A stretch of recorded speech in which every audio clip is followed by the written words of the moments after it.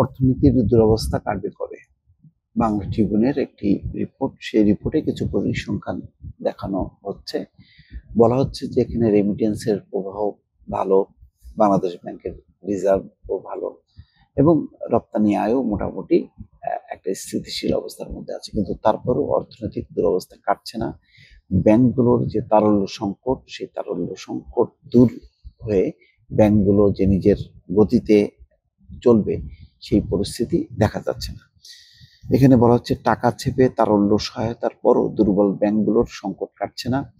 এখনো গ্রাহকের চাহিদা অনুযায়ী টাকা দিতে পারছে না এসব ব্যাংক। আগের সরকারের আমলে ব্যাংক থেকে নেওয়া ঋণের টাকা ফেরত আসছে না। এতে খেলাপি ঋণ বেড়েছে, মূল্যস্ফীতিও বেড়েছে। এদিকে ব্যাংক ঋণের সুদের হার বৃদ্ধির ফলে ব্যবসা প্রসারসহ থমকে রয়েছে নতুন বিনিয়োগ। ব্যবসা ও বিনিয়োগে খরচ বেড়ে যাওয়ায় বিপাকে পড়েছেন বেশিরভাগ উদ্যোক্তা। বাংলাদেশ ব্যাংক মূল্যস্ফীতির লাগাম টানতে নীতি সুদ হার বাড়িয়ে 10% করায় ব্যাংক ঋণের সুদ 15% পর্যন্ত বেড়েছে। এতে ব্যাংক ঋণের উপর নির্ভরশীল ছোট, মাঝারি এবং বড় ব্যবসায়ীরা সবচেয়ে বেশি ক্ষতিগ্রস্ত হচ্ছেন। এলসি খোলার হার কমেছে 7% আর উৎপাদন কমেছে 25 থেকে 40%। আগের সরকারের আমলে অর্থ পাচার, দুর্নীতি, দুঃশাসন এবং লুটপাটে বিপর্যস্ত এই অর্থনৈতিক দুরবস্থা এখনো কাটছে না। ব্যাংকগুলোকে বারবার টাকা ধার দেওয়া হচ্ছে ছাপিয়ে। এটাও একটা বড় প্রমাণ যে ব্যাংকগুলো এখনো স্বাবলম্বী হতে পারছে না।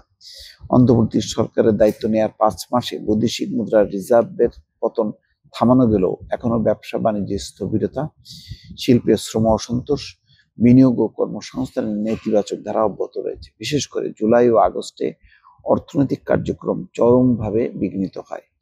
জুলাইয়ে খাদ্য মূল্যস্ফীতি 14% ছাড়িয়ে যায়। আগস্টে বিভিন্ন কারখানায় ভাঙচুর ও অগ্নিসংযোগের ঘটনা ঘটে। এরপর দেশ জুড়ে শুরু হয় বন্যা। কয়েক মাস ধরে শিল্পাঞ্চলে বেতন বৃদ্ধি এবং অন্যান্য দাবিকে কেন্দ্র করে অশান্ত পরিস্থিতি রয়েছে। এর মধ্যেও রেমিটেন্সের অবস্থা ভালো। সদ্য বিদায়ী ডিসেম্বরে দেশের ইতিহাসে সবচেয়ে বেশি $2.64 বিলিয়ন বা 263 কোটি 90 লাখ ডলারের রেমিটেন্স এসছে। রপ্তানিতে প্রবৃদ্ধি এসছে। সদ্য বিদায়ী ডিসেম্বর মাসে দেশে রপ্তানি থেকে আয় এসছে 462 কোটি 74 লাখ মার্কিন ডলার। বছর ব্যবধানে যা বেড়েছে 17.72%। ফলে বৈদেশিক মুদ্রা রিজার্ভের পরিস্থিতি উন্নতি হয়েছে। বছর শেষে মোট রিজার্ভ বেড়ে 21 বিলিয়ন ছাড়িয়েছে। অন্তর্বর্তী সরকারের এত কিছু কিন্তু চাল, ভোজ্য তেল সহ আরো কয়েক নিত্যপণ্য আমদানিতে শুল্ক কর কমিয়েছে। শুল্ক কর কমানোর পরেও কিন্তু দ্রব্যমূল্য দাম কমেছে, যা মানুষের জীবনে স্বস্তি এসছে, এটি কিন্তু প্রতিফলিত হচ্ছে না, বরং দ্রব্যমূল্যের কষাঘাতে মানুষ জর্জরিত, এই সংবাদটাই বারবার এসছে। ব্যবসা বাণিজ্যের স্থবিরতা এখনো কাটেনি। ব্যাংকগুলো এখনো অনেকগুলো ব্যাংক টালমাটাল অবস্থা।